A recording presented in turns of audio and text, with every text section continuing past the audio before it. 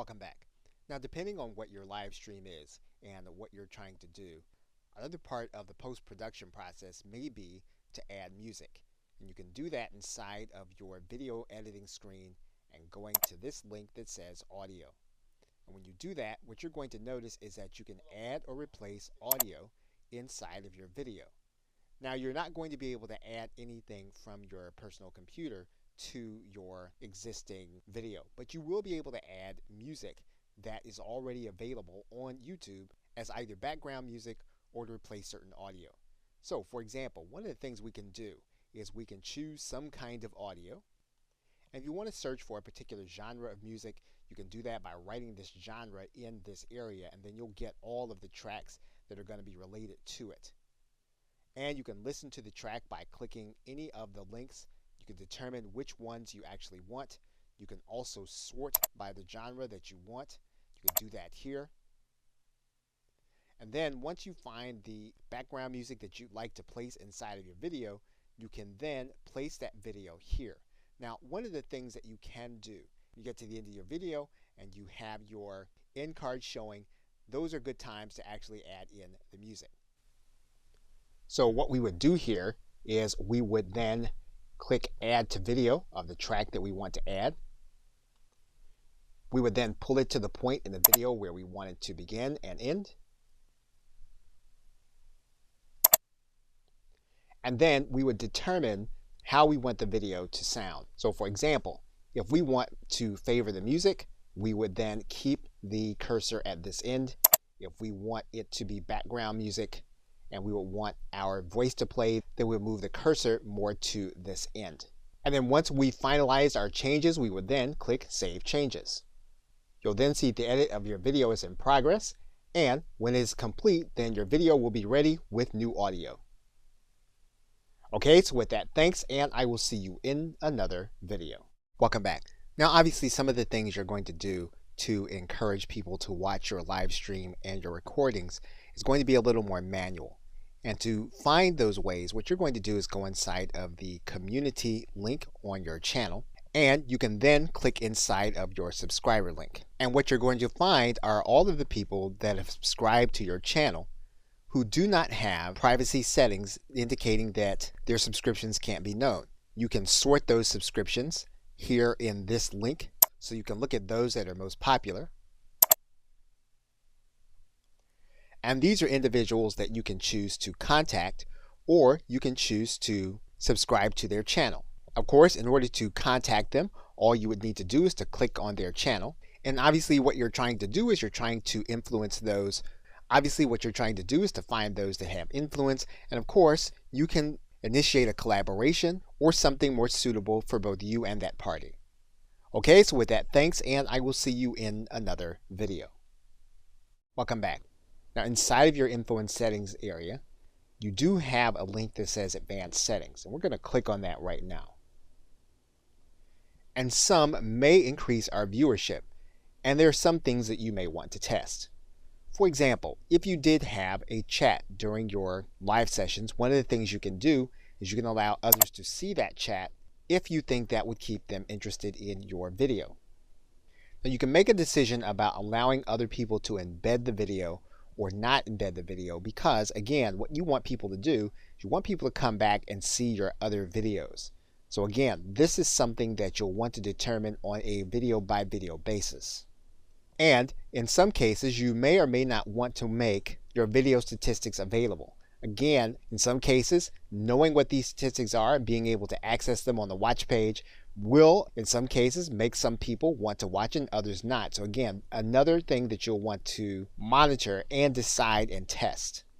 And of course, you will want to determine whether or not you want to allow comments by your video or not. Now, in some cases, this might bring an element to the video that you don't want, or in other cases, giving people the opportunity to comment on what your content is will invite more activity around the video and then make it more searchable. So again, all of these are things you're going to want to determine by video basis and test to see how they fit with your particular business model. You don't want to just leave the default settings as they are. You want to think about how they're going to impact what it is you're trying to do. Okay, so with that, thanks, and I will see you in another video. Welcome back. Now, one of the other things you can do to increase the number of people that'll see your recordings is you can place your content into playlists. And so to do that, you're going to go from your video manager, from the videos link to this link that says playlists. And when you get there, what you're going to do is you're going to create a new playlist. You're going to give your playlist a title. You can decide on whether or not the playlist is going to be public, whether or not it's going to be unlisted, or whether or not it's going to be private and only you can see it. Now, if you want the maximum reach, you'll want to leave it public. So what you're going to do is you're then going to click Create. You're then going to be brought to this page, and you can do a couple of things with this playlist. First, what you can do is you can click in this pencil. Then you can add in a description. Once you've done that, if you click outside, then your changes will be saved. You can then click Playlist Settings. Once again, you can decide whether or not the playlist is going to be public. You can determine that you are going to direct how the videos are ordered in your playlist, or you can use an automatic system. You can decide whether or not your playlist can be embedded, so other people can take that playlist and put it on their website or some other web property. And you can determine whether or not this playlist is going to be an official series, meaning that the videos that you place inside of this playlist will only be in this playlist, and that's the only way that they'll be able to be experienced as a group. Now, you can determine that some videos will be auto-added to your playlist. So for example, if your title has a certain word in it, you can say that this will be part of your playlist. And there are other rules that you can do. Your subscription has a certain word, or there's a certain tag, and basically what you'll be doing is you'll be naming these things so that you know that they will automatically put like content into the designated playlist. You can also allow others to add to your playlist. So for example, if we turn this on, we can then allow others by giving them the link to this playlist in order to become a contributor. Once we have all those things, we can then click Save. We can then add videos to the playlist. Now there's one more thing with respect to playlists that you'll want to be aware of, and you're going to need to go to the front of your channel in order to see it. Now if you come down to the beginning of your channel, what you're going to see is that we can add in our playlist. So what we're going to do is we're going to click Customize Channel, and then what we're going to do is we're going to add a section. And what we can do is we can determine what that section is going to be. We're going to determine that we're going to add in a single playlist.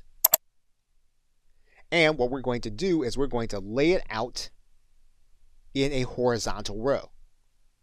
We're then going to choose a particular playlist. And once we have that playlist selected, we can then click Done. Then when people come to our front page, they'll then be able to see that playlist on our front page. Okay, so with that, thanks, and I will see you in another video. Welcome back. Now you want to increase the number of people that can watch your recordings. You can do that by placing subtitles on your video.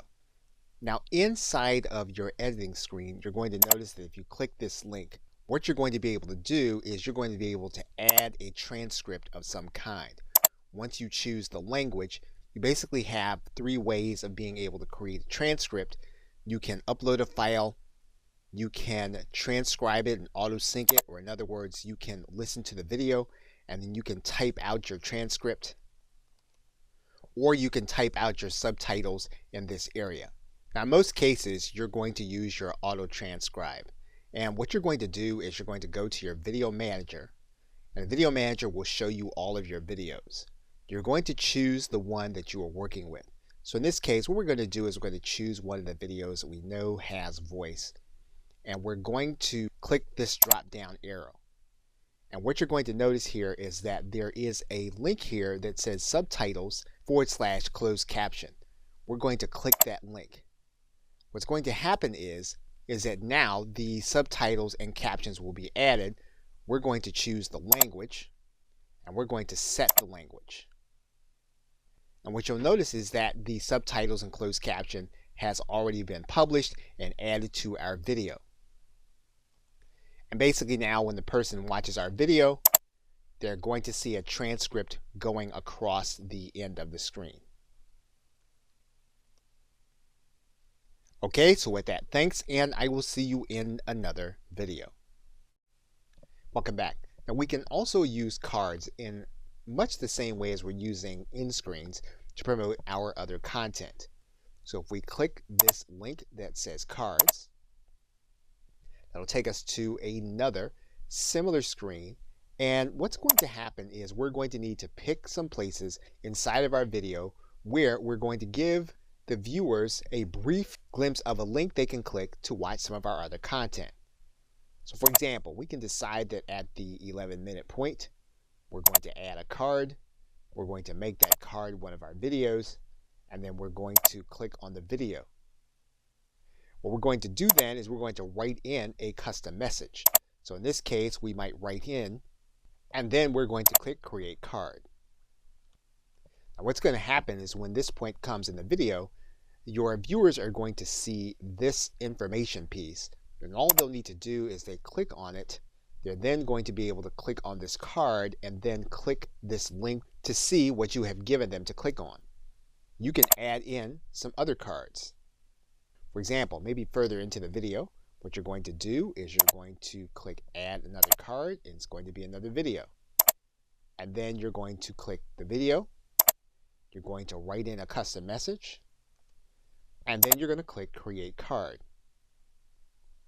And then at this point in the video, your viewers are going to see this area. They click on it. They're then going to have this information where they can click and go to another video. So cards obviously have more to them than all of those things. However, if you're trying to get people to see more of your content, then you'll definitely want to use cards and then exercise the capacity you have to drive people to some of your other content. Okay, so with that, thanks, and I will see you in another video. Welcome back. Now, something that you can do to promote your previous live streams is to provide an end screen that gives viewers clickable access to them on a video that they are watching. So in order to do that, you're going to go up to your Creator Studio, and you're going to open up the edit screen in one of your videos. Once you get there, you're then going to click End Screen and Annotations. Now YouTube is going to come to the very end of your video where you can place in your end screen or samples of your other videos or live streams. So for example, on the end screen, what we can do is click Add Element. And what we're going to do is we're going to create a video or a playlist. And we can do any number of things. We can either choose the videos, we can choose the most recent upload, or we can make the best choice for the viewer. And in this case, it's YouTube making that selection. So in most cases, we're just going to choose the video or a playlist. In this case, we're going to choose the video, and this is how it's going to appear at the end of your video. We can move this video so that it appears in another part of the video, just in case this would block something that they're going to see at the end. What we can also do is we can use other templates. So for example, what we can do is we can click Use Template. In this case, what we can say is we want to have 2 videos on our end screen. And so when we do that, we're then going to click Select. And then this is going to replace the current end screen with the selected template. That means then that now what we need to do is we need to choose 2 different videos that are going to be part of the end screen.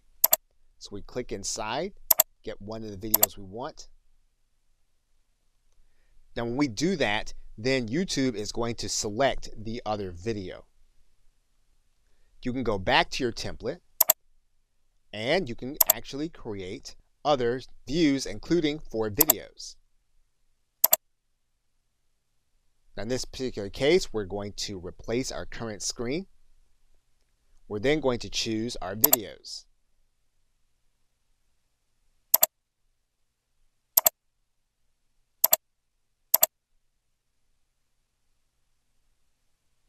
Once we do that, then YouTube will choose the other 3 that are going to be part of your end screen. So basically, now we've given clickable access to our other content as the individual is watching our recording.